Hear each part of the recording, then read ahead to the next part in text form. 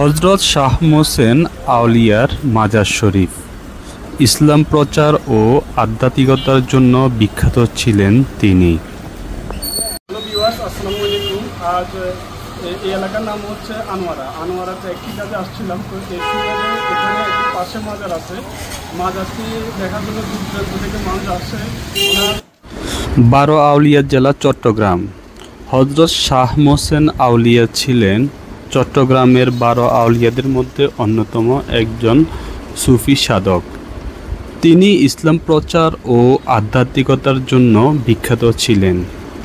তার মাজার বাংলাদেশের বিশেষভাবে সম্মানিত একটি স্থান।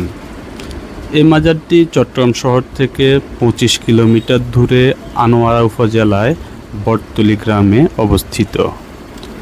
দেশ বিদেশ থেকে হাজার হাজার আল্লাহ প্রেমী, নবী প্রেমী, অলি প্রেমীগণ জিয়ারতের উদ্দেশ্যে এই মাজার শরীফে আসেন।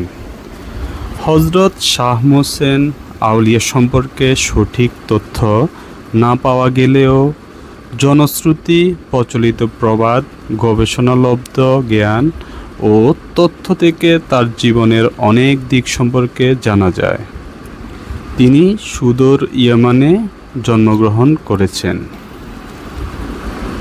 নিজের পিতার কাছ থেকে ও পারিবারিকভাবে প্রাথমিক শিক্ষা গ্রহণ করেন।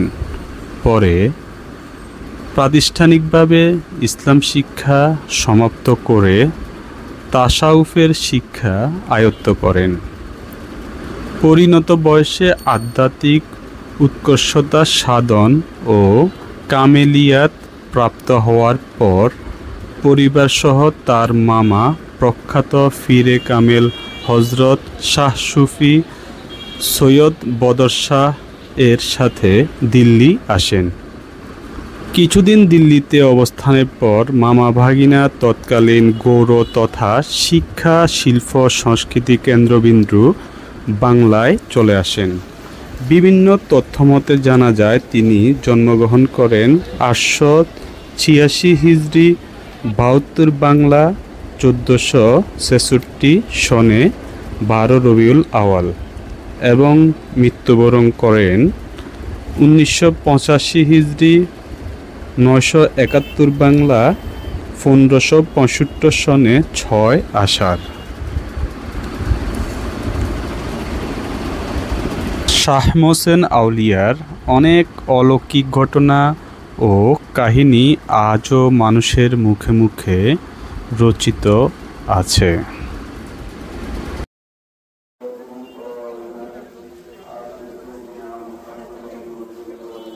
এই ভিডিওগুলো তৈরি করা ও তথ্য সংগ্রহ করা অবশ্যই কষ্টসাধ্য কাজ।